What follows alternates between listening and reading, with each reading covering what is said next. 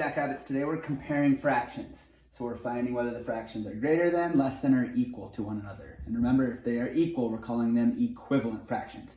First reviewing, if I have the numbers 2 and 5, and I'm trying to figure out if 2 is greater than, less than, or equal to 5, I know that 2 is obviously less than 5. So it's less than 5. And to quickly remind you, I like to put in my alligator teeth because the alligator is going to eat the larger number. Same thing works for fractions.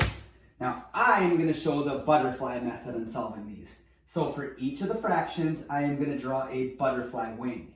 So it's going to start up here in the numerator and swing down here to the opposite fraction's denominator.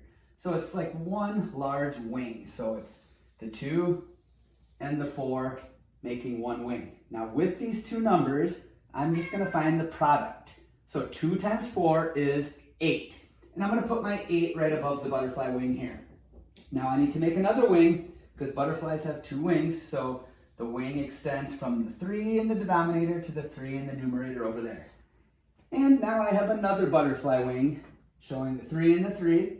And I need to find the product. So if I multiply 3 times 3, I end up with 9. Now to figure out which of these fractions is larger than the other, I'm just going to look to the top of the wings for their products that I wrote down. So 2/3, it has an 8 above it. 3/4 has a 9 above it. I know that 9 is greater than 8, so I know that the alligator is eating this side. So that tells me that 2/3 is less than 3/4. All right, let's look at one more example here. So I'm comparing 4/5 to 2/3. 4/5 compared to 2/3. Again, I'm using the butterfly method, so I'm going to make my wings.